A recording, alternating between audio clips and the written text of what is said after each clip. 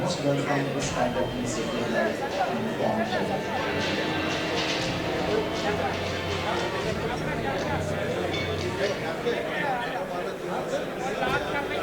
26th range.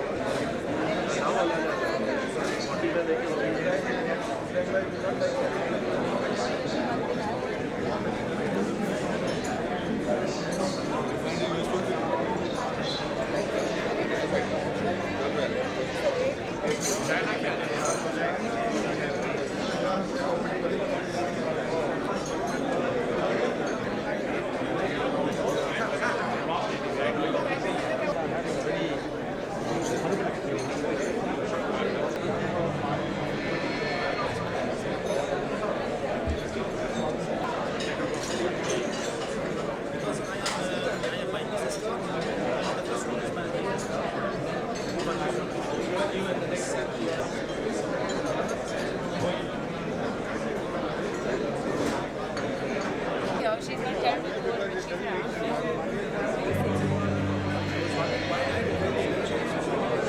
Wales, Cardiff. He is a fellow of the British Institute of Management and Chartered Institute of Transport, London. After serving as chairman of New Mangalore Port and deputy chairman JNPT, Dr. Paul has retired as the chairman of Mormugaon Port Trust, Goa. We now invite our panel member, Mr. Eddie Brunix, on the dais. Mr. Brunix has served as Secretary General of Social Economic Council of Flanders and Principal Private Secretary to President of the Flemish Government. He joined Port of Antwerp as General Manager in 1992 and promoted to CEO's position in the year 1997. We now invite Mr. Jonathan Beard. Dr. Jonathan brings along his great experience and has directed the master planning for some of the world's largest and most successful ports, including Port Klang, Hong Kong, and Shanghai. He has also undertaken independent market assessments of greenfield terminals in numerous locations, including India, China, and North Africa. Jonathan has also recently finished developing the blueprint for Malaysia's cruise tourism sector and a scoping study for the Southwest Indian Ocean Maritime Corridor. Jonathan has led the market and technical due diligence for China merchants' recent investment in terminals links global portfolio of terminals and also for Goodman's investment in DP World's Terminal 3 at Hong Kong Port. We now invite Mr. Rajiv Gupta on the dais. A graduate in mechanical and electrical engineering, Mr. Rajiv Gupta started his career with the Indian Railways in 1976. He is currently the chairman Mumbai Port Trust since December 2011. Prior to joining Mumbai Port, he was serving as Joint Secretary Shipping, Government of India. Mr. Gupta was a board member at Shipping Corporation of India Limited, Cochin Shipyard Limited, Inland Waterways Authority of India, Chennai Port Trust, and the Kolkata Indian Maritime University. We now welcome Mr. N.N. Kumar on the dais. Mr. Kumar is a postgraduate in science from Patna University and has been awarded fellowship of CSIR Delhi. After joining the Indian Revenue Service in the year 1984, he worked in Ministry of Finance and Department of Revenue in various capacities at Mumbai, Delhi and Kolkata. He has represented Ministry of Finance in international revenue conferences of IRS in USA. Mr. Kumar joined JN Port in February 2010 as Deputy Chairman. Presently, he holds additional charge of the Chairman. We now request our moderator, Dr. Jose Paul, to commence with the panel discussion on Evolving role of ports in the nation's economy. Over to you, Dr. Joe. Thank you. Friends, ladies and gentlemen, Raji was mentioning to me that why is it that this shipping session is only 1 hour and the port session is 2 hours. I said, the investment in the ports sector is 3 times more than shipping. And therefore, spending 2 hours on ports would be fully justified. When we have Rajiv and Kumar do not need any special introduction or mention. But Eddie needs some more little introduction in the sense he has been the chief executive of Antwerp Port. Any guess? 22 long years, unheard of in the Indian situation. In 1998, when I visited Antwerp, he was the chief executive. They asked him whether he would complete 25 years. He said barely he would do that.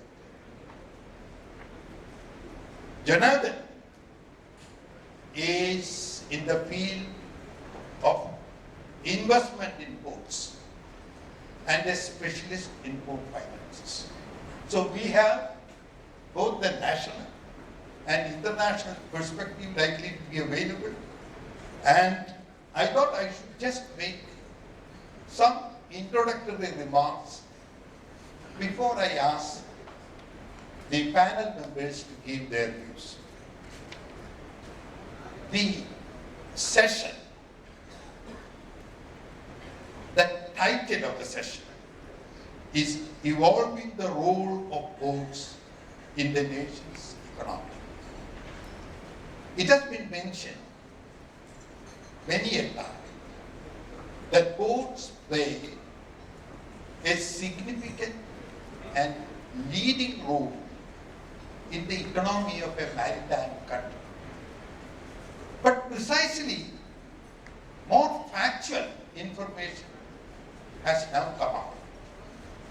India's total value of the total foreign trade is about 800 billion US dollars. India's economy is of the size of about 1.8 trillion.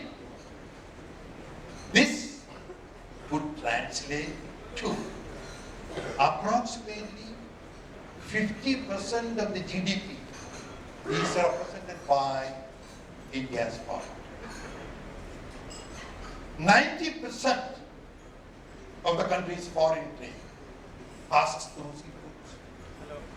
And if by 2020, if 3,200 million capacity ports have to be created in the country to handle 2,500 million tons, obviously ports have to be developed very much. In this context, I would like to mention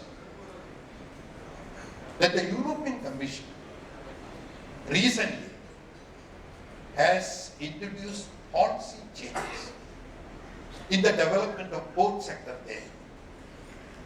319 ports have been mentioned in their policy document to be developed for short sea services. 74% of goods entering or leaving Europe are passing through sea. 1/5 of that passes through 3 ports: Rotterdam, Antwerp, and one more port is Hamburg. European Commission feels because of that there is congestion and therefore more ports have to be developed by 2030.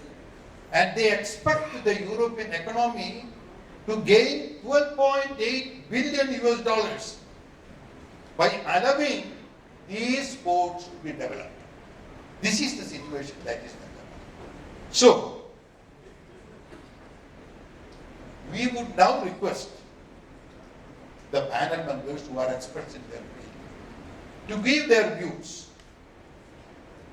how Indian ports could be developed on par with international ports. what are the constraints that they find in the development and what are their solutions to get over this difficulty. As you all know, Jawaharlal Nehru Port, the premier container port in India, is embarking on a very ambitious plan of developing the fourth container terminal.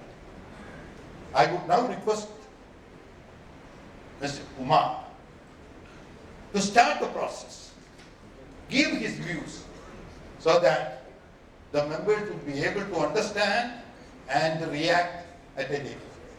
Mr. Kumar. Thank you, Paul, and good afternoon, everybody. This idea of how to develop Indian port of the international standard. So you can divide these things in 2 or 3 issues, like a standard of operation.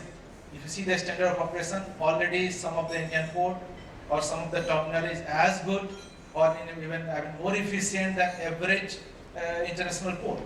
So it's not like that Indian port has no capability, or the operational point of view, India has no terminals, especially in the container field, which cannot beat the international standard.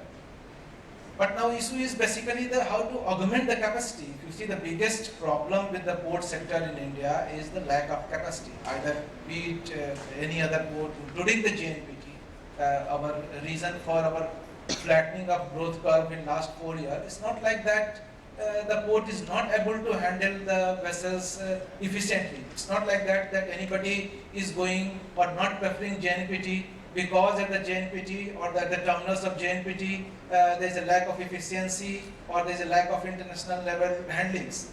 The basic reason for no growth or flattening of the growth curve of JNPT is the lack of capacity. So the need of the hour is to have more capacity in the port sector in India, and as visualized and envisaged in the maritime agenda of 2020 for creating 3,500 metric ton capacity. But how it is possible? Because for having more capacity, there are some basic critical things which we have to tackle. The critical things is whether finances are available or not on the term. Presently, we are 100% dependent upon the FDIs. So there is no, though there is, there are industrial organizations who are giving the finance, but per se port sector still in this country, there is not a single port financing in GT, either by the government sector or by in the private sector. So the finance is the critical issue. Second critical issue is the port connectivity. You cannot create port in the island. There is no structured, well-planned, well-established a scheme of government of India or any state that before identifying a particular point to develop as a future port, there has a well-structured scheme that how it will be connected with the hinterland, either by road or rail. So as a result, what we are doing, we are developing port in a different silo, and development of connectivity is a totally different area where the port, investor in the port or the person who is building the port, he has to struggle with the state government highways department, he has to struggle with the NHAI, with the railways. So there is no well-planned port connectivities plan in the country. So these 2 basic issues, if you have to tackle, you have to fast grow the port, port sector in the India or capacity building. So in the private sector, we have to give the port connectivity fastly. We have to have a scheme for the port connectivity. Similarly, there has to be financial scheme or some financial arrangement for the development in the port for the private sector. In the government sector, in the major port, PPP is doing very good. PPP, whatever the development in the last couple of years, we have seen in the last 5-6 years, it's only due to the PPP. But there also a lot of problem, how to make it the process faster. So these are the issues which have to tackle if you want to faster development in port capacity and you want to be at the level of international standard. Mr. Kumar, one observation I would like to make is, you mentioned about additional capacity being created. But then what we have observed in JNPT is that there is undue delay in the awarding of tender for a project, and that has caused immensely to the nation. A contract which takes 1.5 or 2 years for finalization. The very recent, I read an article on the development of ports in Thailand, where the government has constituted a 17-member committee headed by no less than the Prime Minister of Thailand. An act has been passed, and they said from the date of receiving the tender, the project should be completed in 180 days. And they have said they want to develop 4 more ports. Already they want Thailand port is 16 among the 30 top container ports in the world. 180 days have been fixed. And that is the way they are pushing the agenda for port development. You have anything to say on that? Yes, as I told you, and then while I will reacting to your first question also, I told you that the need is that how to fasten the process.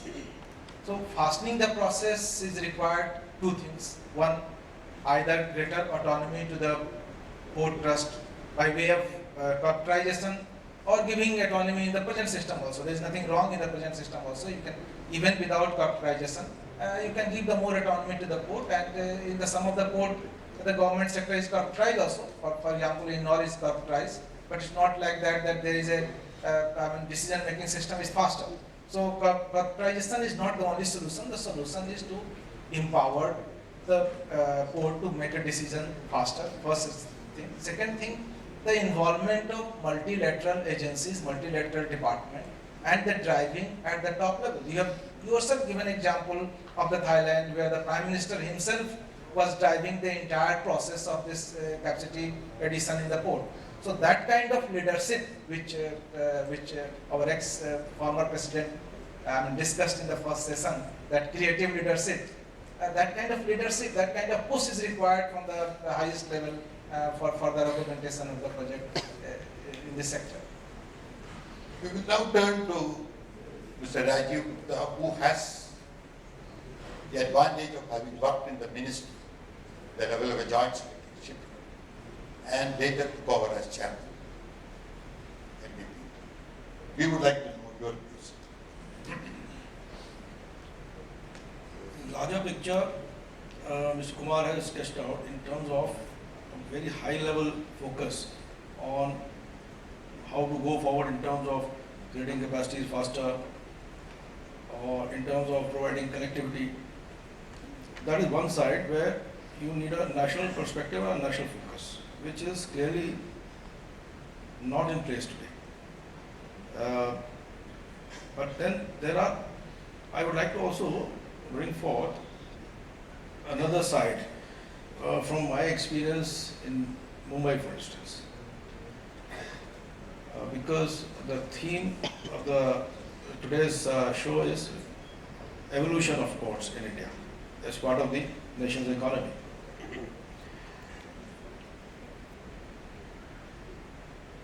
What do you do with a port like Mumbai, for instance, or Calcutta, for instance, which are saddled with legacy issues, where there is an inherent constraint on connectivity, where there is pressure from the city. Today's policies do not address these concerns. These also need to be looked at carefully. We have gone through a large project for deepening the channel, for instance, for Bombay and JNPT. Now, an inherent spin-off should be that the anchorages should become deeper, and you can handle more ships at the anchorage. Now, if you want to handle bigger and deeper ships at the anchorage, you need to have more automation in place for those ships. There is an increasing need of LNG supply in the country. So maybe a port like Mumbai can focus on LNG. terminals.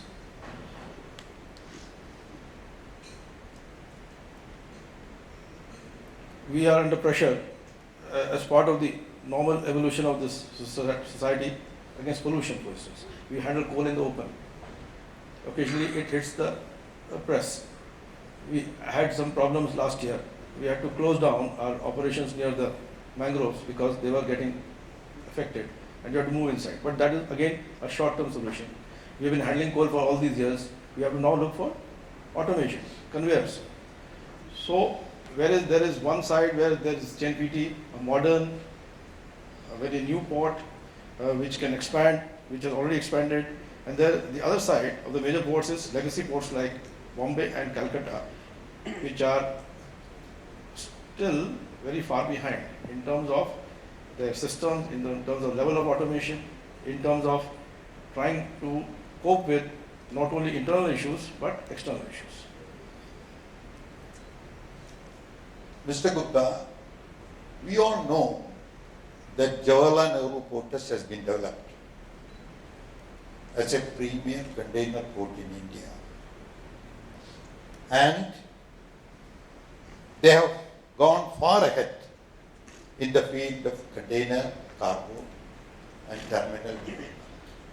So, MPPT will not be able to compete with JNPT on container traffic. What do you think would be the role, the future role of MPPT to improve the cargo prospects of MPPT? What role do you envisage for MPPT?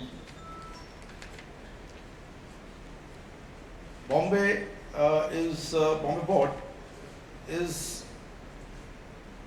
again very well located, but it has its inherent issues with being part of the city, and probably that was one reason why JNPT came in the first place.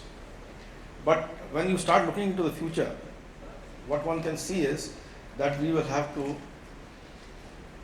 probably move away from too much of general cargo. We already have a container terminal in the pipeline which should get commissioned in a year's time. And yes, we can focus on gas, we can focus on improving the anchorage productivity. We do about 9 million there. It can easily go up to 15, 20 million. Now that anchorage will not only support the traffic in the port, but it will also support a lot of these minor ports which are coming up on the other side of the harbour. So that is clearly one role that Bombay port is likely to play, is to support the ports on the other side of the harbour by providing deeper and more productive anchorages. And of course, if we are able to manage our revenues, if you are able to manage our expenses, then yes, we can also start looking now as to see how we can exploit the real estate and the other assets which can be given up for more commercial exploitation. When I look at the development of Mumbai port, I find a lot of comparison with the London port. They have disused dock area, and the London Port Authority, they established a dockyard development authority as a subsidiary to the port trust, and their main mandated responsibility was all disused port land to be developed for real estate development and enhance the profitability of the port. Mumbai port is one of the largest estate owners in Mumbai, almost 500 to 600 acres of land under its command. What is your plan for development of disused dock land in the port area? Do you have a vision and a plan for development? Actually, it is about 800 hectares, not 600 acres. So it's a lot more. Oh, 800, which is much more than that. Yes. Almost 1/3 of it is used up by real estate. That is all the development that is taking place in Kolaba and Wadala area and Jamela Road, etc. And 1/3 is for roads and other infrastructure, and 1/3 is with the docks proper. Now, as far as the custom mount area that we currently have within the docks proper, that there is a reasonable business plan to use up that space by improving cargo prospects in that area. The real challenge is how to develop the real estate, which is about 200 to 250 hectares of land, stretching from almost from Sassoon docks to almost Chambur. As you are aware, the government has come out with a land policy 2014, but that leaves out Calcutta and Bombay township areas as of now. So, whereas one can plan and envision, today really there is no way we can implement it till a policy is in place. What one can think of is that, for instance, you have this, on the western side, I think we are the only port to have a dock system. Now that is 9 meters depth. And every year, the sizes of the ships is growing bigger, and the number of ships in Indra dock are coming down. From about 12 million tons, we have already dropped to about 8 million tons that we handle at Indra docks. So a time will come, maybe after 5 or 7 years, when these docks will probably not attract much cargo. Even the outer berths are only 10.5 meters. Our recent efforts at trying to privatize these berths by inviting PPP partners has not yielded much interest. In fact, we also tried to get a bid for a multi-purpose cargo berth recently, but the result has not been very encouraging. So what will probably happen is that the south portion of even the docks proper can get opened up to public space, because you have a huge cruise terminal which doesn't get used more than 50 times a year, and you have this huge Indra docks, which is again heavily underutilized because of the way the trade pattern has changed. So maybe these areas over a period of time can be envisioned as public areas, and there, yes, you have to build in the revenue models. You'll have to see that whatever loss of cargo that we will have over the years gets built up by new capacities, as in gas, as in anchorage, as in containers, or as in coal. And then these areas can be gradually bid out for public use. The other initiative that can be thought of is that you can have a marina on a strip of land which is available in front of Victoria Docks. I'm sorry, I'm talking of Bombay specific. Many of you may not be familiar with that geography. And once you are able to mechanize the coal movement, a lot of area which is currently used up by coal will again be available for development. But for that, what we need to do is not only have a business plan which handles the cargo side, we also need to have a development plan for the areas owned by the port, which should sit well with the city. Because the city and the port have to come to some sort of a mutual understanding, because the municipal corporation governs the development plans. They decide what reservations are to go in for land use. So we have to, I think, ultimately work together with the city and draw up a plan, not only for the cargo side of the business, but for the land side. We will now turn to Eddie. In fact, what he has mentioned, it becomes more relevant in Antwerp because Antwerp port is controlled by the city corporation. And I have the good fortune of visiting 3-4 times Antwerp. One of the very well managed port. Industrial relations are excellent. I think you don't have any strikes and stoppages of work. Now, tell us, Eddie, what sort of relations that you have? Antwerp with the city. It should be comparatively easier because the port is actually, the owner of the port is Antwerp City Corporation. And we would be happy if you could kindly give us some idea how over the years Antwerp port has been developed and what has been the relationship between the port and the city.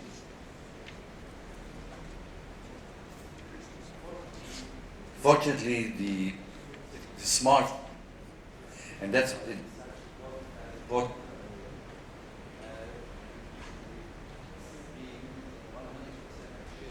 Michael?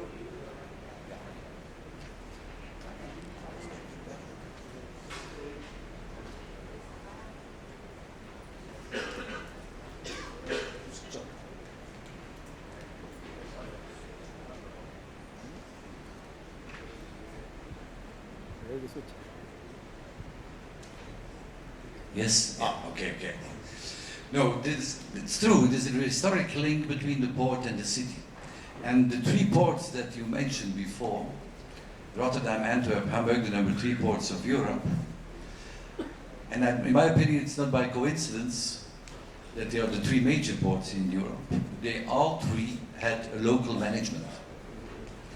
Not to be decided by a headquarter in the capital of the country. Collecting the port community, people around them, port users every day, organizing an everyday dialogue and finding out what the port needs concerning infrastructure development and so on. And the city has to do what the city has to do. And they leave the port management completely to us. They are represented in our board of directors. You're interested in the number of employments that we create by the port. In our case, contribution is directly 65,000 people all working in the port area, industry, value-added logistics, cargo handling. That's what they expect from us, and we try to deliver. Aside that, the port management is entirely left to the local management. We just, when it comes to financing, we address Brussels. Yes, we do. For some kind of financial support where it's justified. I mean, where it's about maritime access, offering this service to all people involved. That's the main thing. Second, ships, ports. In the first place, it's about cargo. And again, the 3 ports mentioned, Rotterdam, Hamburg, Antwerp. If you take a look at the Europe map, we are the closest to what we call the blue banana, the highest concentration of producers and consumers. But then you have to make full profit of that geographical location. And that's the duty of us, of all of us. Not to be interfered by difficult problems to be solved by national authorities. I have a strong belief in the local anchoring. Be it then, and I want the port of the city of Antwerp to remain always our main shareholder. But at the same time, if the port is what it is today, is by the port community, by a private-public partnership. Before even we talked about this name, we did it, and we shifted the financial responsibilities from the authorities to the private companies.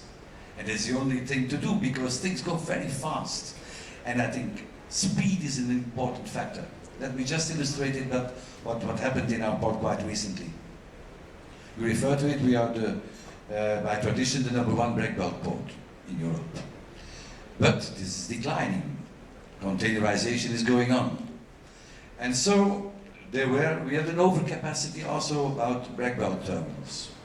And then in this everyday dialogue with port users and port investors, we've seen the opportunity to reconvert older overcapacity in breakbulk and offer it to tank storage possibilities. And we had a partner, private partner, who immediately, and we were faster than any other port, to attract business over there, to have Glencore and Total in our port.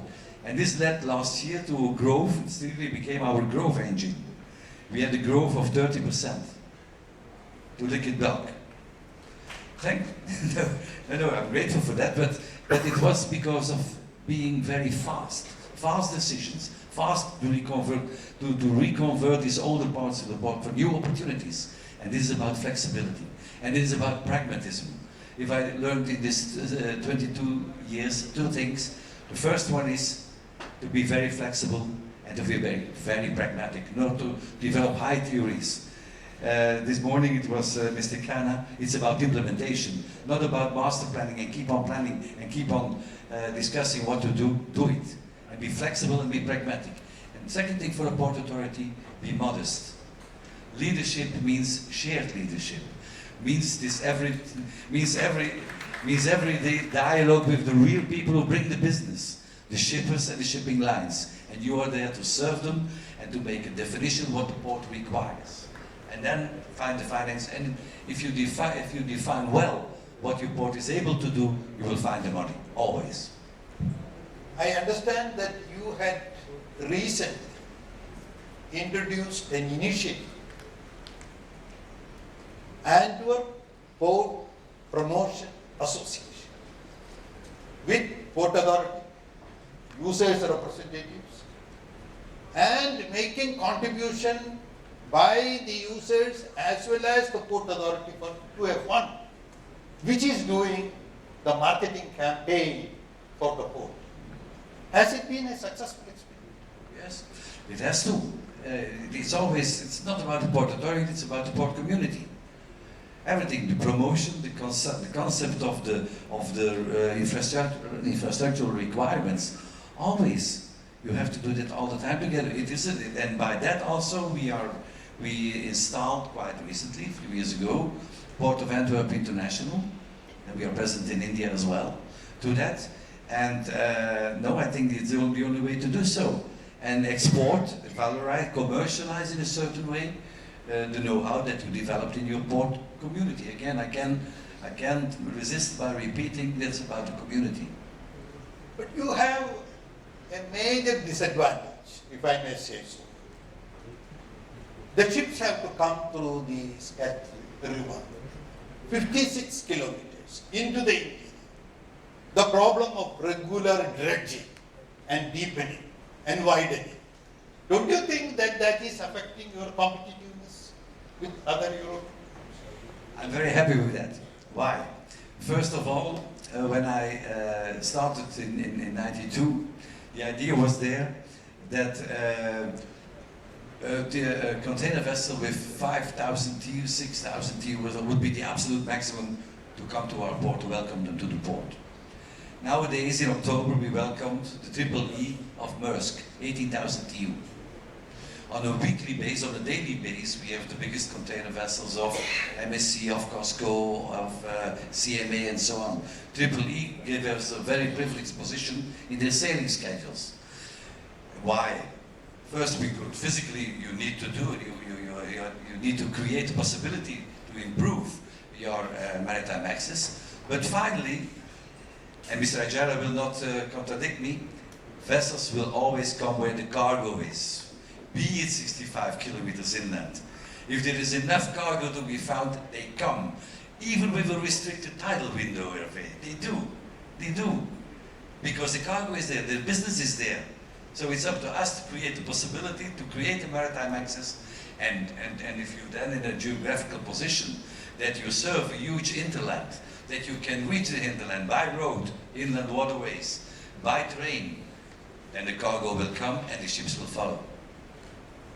The ships that pass through the Scheldt River to reach Antwerp, I understand it has to pass through two territories of German as well as Belgian territory. Therefore, the pilots have to be engaged both from Germany as well as from Belgium. Don't you think that is coming in the way of efficient ship operations? Take a look at the facts and the figures. We gain market share all over the years.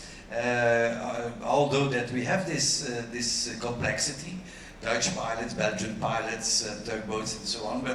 And I always used to refer to Frank Sinatra by saying, if you can make it here, you can make it everywhere. we have a complicated situation, okay, but you can manage it.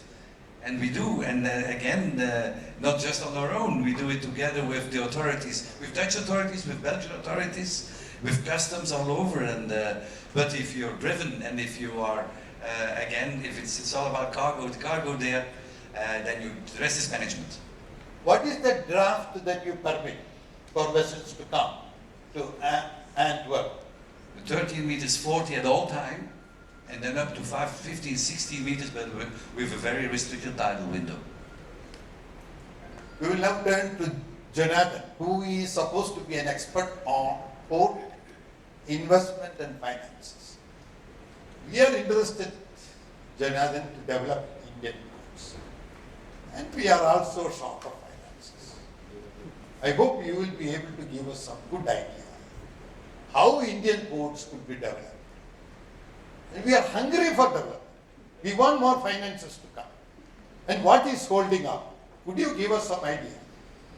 I think in your first comment you addressed a key issue which is actually, in theory, entirely within government's control. This issue of institutional risk. Post-global financial crisis, project finance has been tough. And the last thing you want to do in that environment is increase project costs by increasing risks. So delays on projects, institutional uncertainty, regulatory uncertainty. It's before we even get to the issues, what sort of infrastructure need, those financing costs.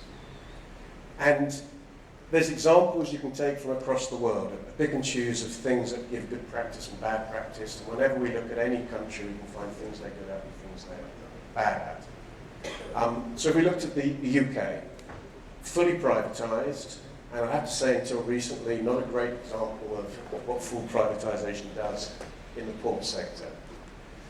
Now, in developing new projects, of course, one of the things that pushes up risks in the UK are the environmental costs. But everything else about the environment is extremely transparent and clear. Case in point, DP World, which of course Anil knows better than myself, with London Gateway, a substantial investment in a mature market. But you know, it's full ownership, you own it in perpetuity, you haven't got a tariff regulatory authority, you might change from year to year what you price, and you also, because it's a mature market, you probably know there's not going to be another competitor in the short term. And what that has also done, to my earlier point about how UK was not very successful, is it's already had an impact on competition, which touches on Julian's point that the best way to regulate is competition. And you already see that with the changes of Felixstowe, which has not been a great performing port, but starting to sharpen up its act. Of course, in emerging markets, you don't necessarily have the chance of competition. No one's going to try and build 3 terminals in a market where there's limited demand. So, of course, there's a critical role for the government in creating a transparent tendering and regulatory regime. And I thought it was interesting you mentioned Thailand. I accept the points about leadership from on top, but I think also I wouldn't hold it up as an example of good port planning.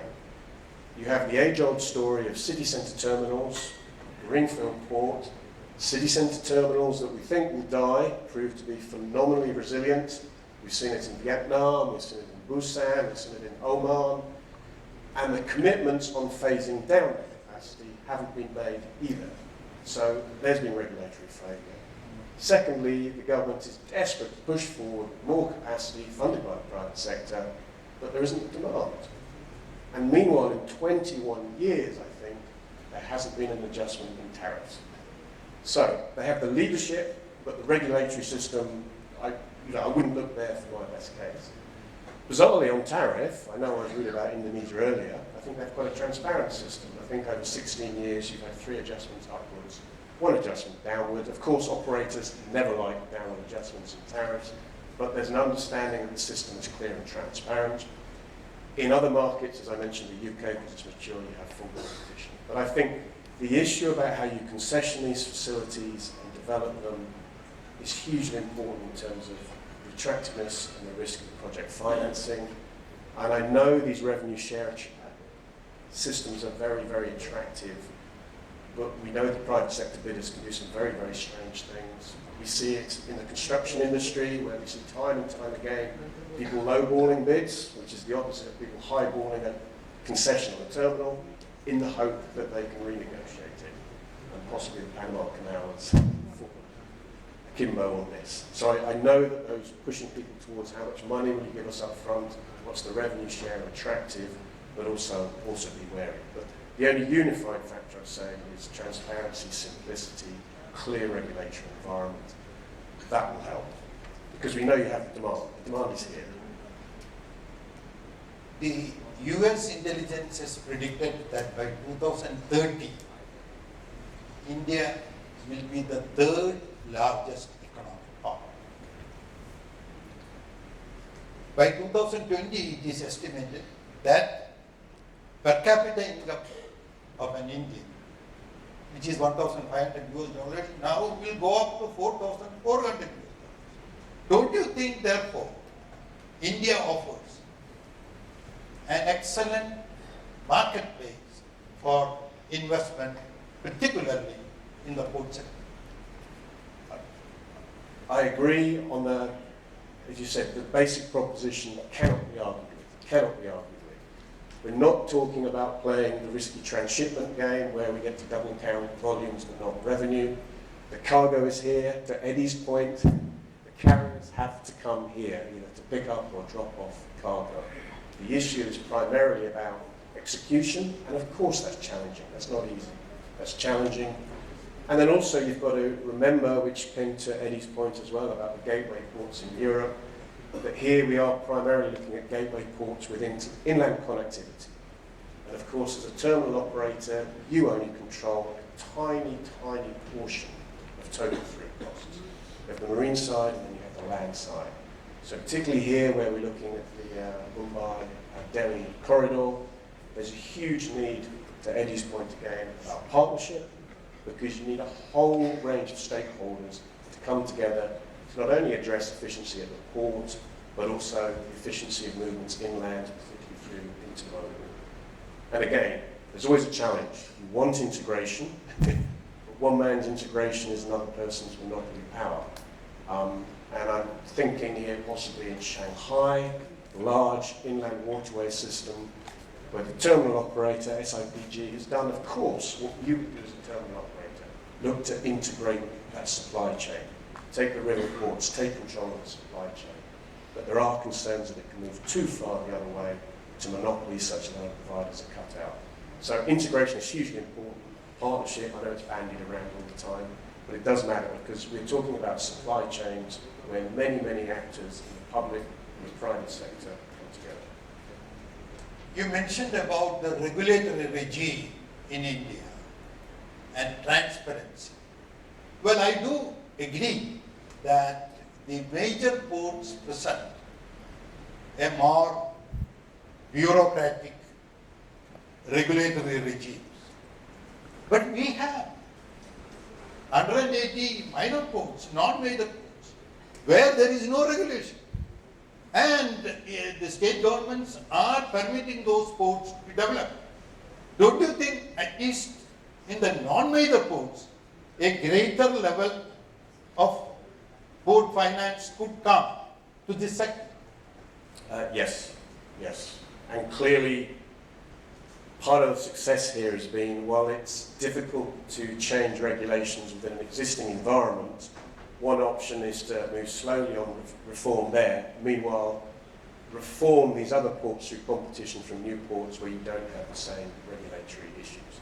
The idea would also be able to streamline some of the efficiency in the future ports. But you're absolutely right. The attractiveness, as we see in places like Mundra and Adani, our sponsors here today, is those ports provide good returns, very, very high levels of service quality, and they show that it does work. But even within those individual locations, there's still a need for those local government-related authorities to bear in mind the need for transparency and a clear playing field. Because the private sector is not all seeing and all doing. They make plenty of mistakes in bidding for terminals. We've seen this in South Vietnam. So it's not that everything should be left to the private sector, because also bear in mind this is a very lumpy investment with a big footprint. We're not talking about building a shop. This is a major bit of investment. So of course you want competition, but you have to be wary about overbuilding as well. And I'm not saying the private sector always knows best. In many cases it doesn't. But again, it's finding the right balance. Don't try and push all the risk onto the private sector and take away all their flexibility. There's got to be a balance. One more question. We in India have developed Vallarbad in Kochi as a container transshipment terminal. There is a proposal by the government of Kerala to develop Vizhinjam on the southern tip to be another container transshipment terminal with a very deep draft, about 20 meters, close by, within about 2 kilometers from the shore. What do you think would be the future for transshipment terminals in India? I think very challenging in the short term. I think in the transshipment market, competition is very, very intense. Unlike your importers and exporters, shipping lines can jump from one hub to the next. So once you've got the infrastructure and you're in the right port of a trade lane, you're open to intense competition.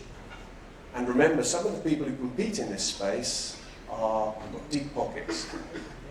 Because to your title here, evolving role of ports in the nation's economy, we know the port in Singapore fulfills a much bigger role than just meeting demand. It's an engine of growth.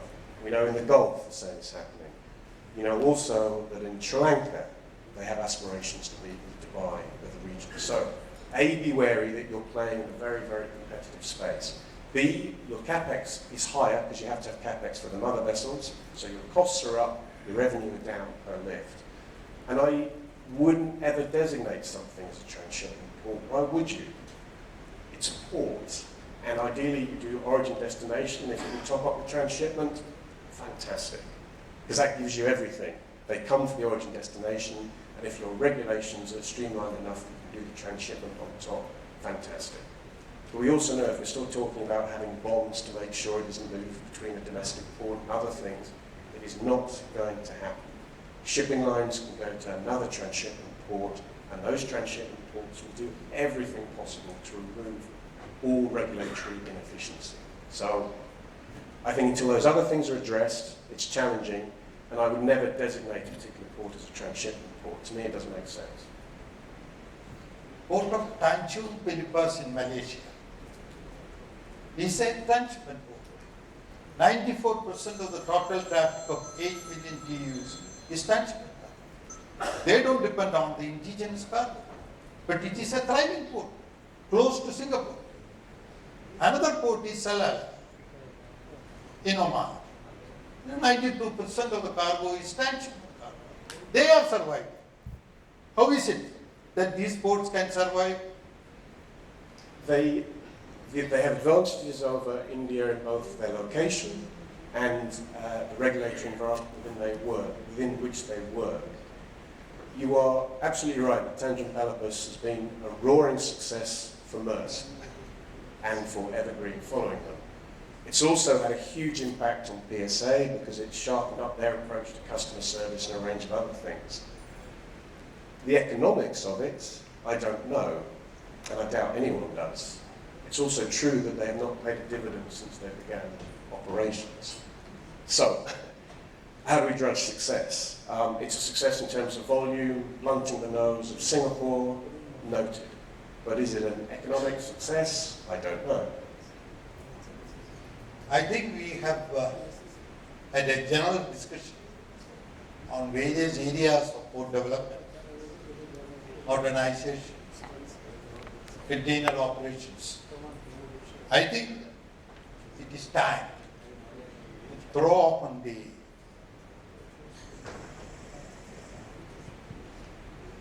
for discussions and questions to come from the audience.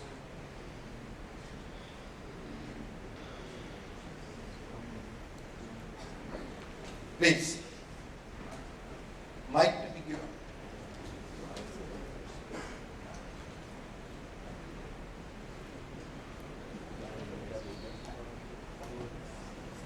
There.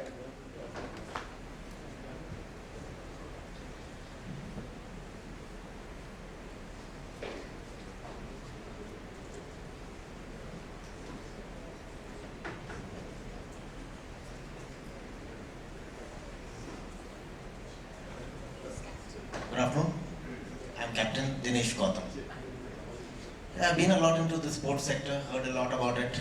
Yes, there are 12 major ports in India. We are trying to make the 13th one. Though we said that we'll corporatize, but still I think another trust is coming up. So, and we got 187 brownfield ports, a total number of 199. If you would like to see the complete list, you can have a look at the Indian Ports Act of 1908. He'll give the complete list. It also says that in West Bengal, there is just one port. I don't know why.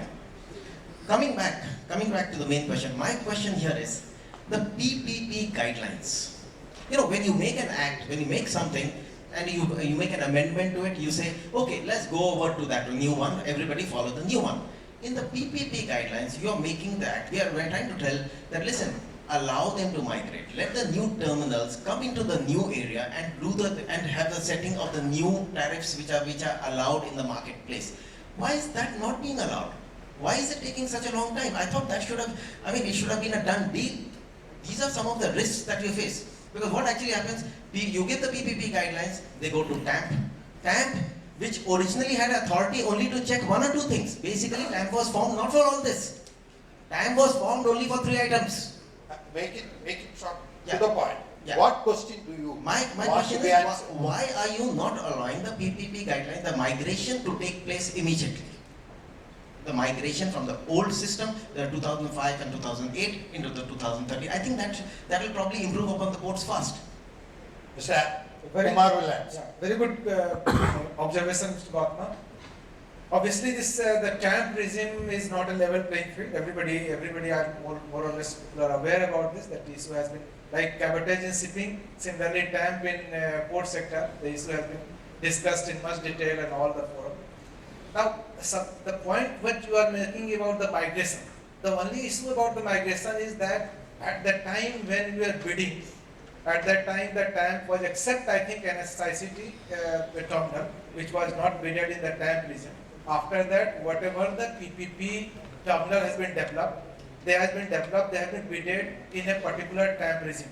At the time of bidding, the rate of the TAMP was declared and the bidder has bidded on that rate. Now the challenge with the government is how to change the rule of the game within the game. Like once you have bidded on a particular rate, after that, after 5 years or 6 years, you cannot come back and tell that I want to change the rate, because earlier bidder at that time somebody can question it that I would have aware about this fact that after that the TAMP will change, I would have also bidded or I would have bidded in higher rate. So this is the basically challenge with the government, and the issue is being discussed internally that how to migrate it. It's not like that government is not aware about this problem, but the problem is how to migrate it considering maintaining the integrity of the bidding process.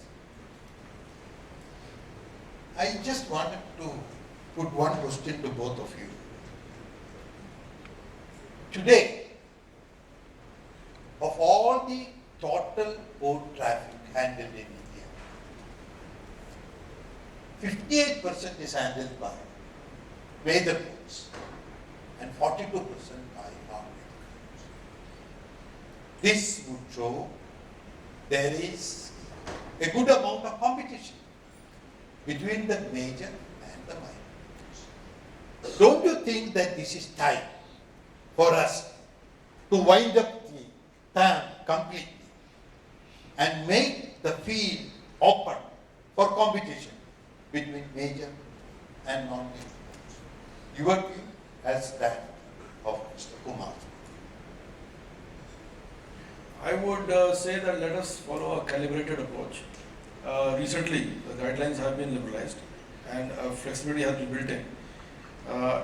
In a public authority kind of setup, a transition is a better solution, because all of us have been brought up on a certain regime where tariffs have been traditionally fixed by TAMP, and suddenly opening it up to the market would present its own set of problems in a public authority. I would say, yes, if you want to liberalize, you liberalize in a gentle way. And if you want to reduce the role of TAMP, it should be done gradually. It should not be done suddenly. It would not work in the system. But minor ports, there is no TAMP.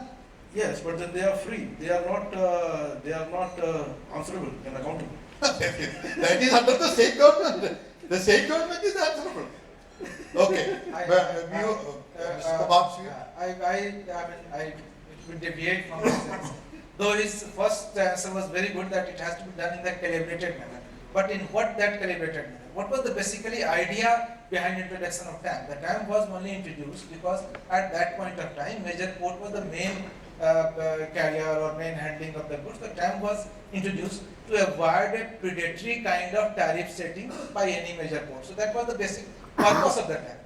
So considering that purpose in the TAM, what we have to do, we have to examine that in which area and in which commodity there is a sufficient capacity building already there. If you see the western coast of India, there is a sufficient capacity so far as container is concerned. So now there is no need of having tariff in container. Even if the minor port is free, no minor port is having the tariff rate for the container much more than the JNPT. More or less it is, I think more or less 10% or 15% it is same. Why? Because there is a lot of capacities already existing for the container.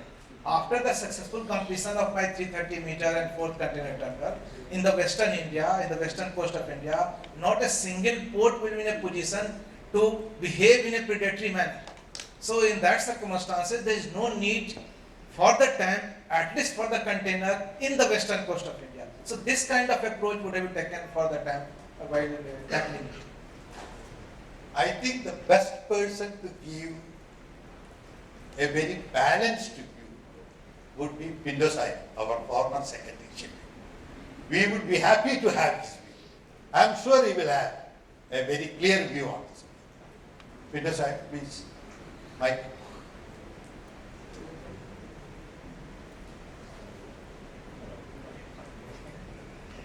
Thank you. I don't think I'm really the most qualified to speak, but perhaps I could just make one or two minor points. The first is that when TAM came into existence, it really came because the act at that time said that each port would fix its own tariffs. Now we were privatizing. The first terminal that came up is the one to which Anil has now fallen heir. He wasn't the first person to it, he's fallen heir to it. And at that time, those people said, there is no way, absolutely no way by which we will allow the port to fix our tariffs. Now what could you do? That was a provision in the act, the port fixes the tariffs.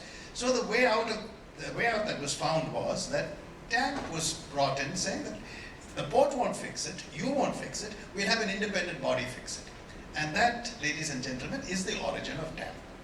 Now from that, it has turned out into becoming something that decides whether you will lift your left foot first or your right foot first, whether you can walk forwards or backwards, and in each case, how much it's going to cost. I think that's where we have made a bit of a mistake. Ultimately, I think Julian said it very well, that the best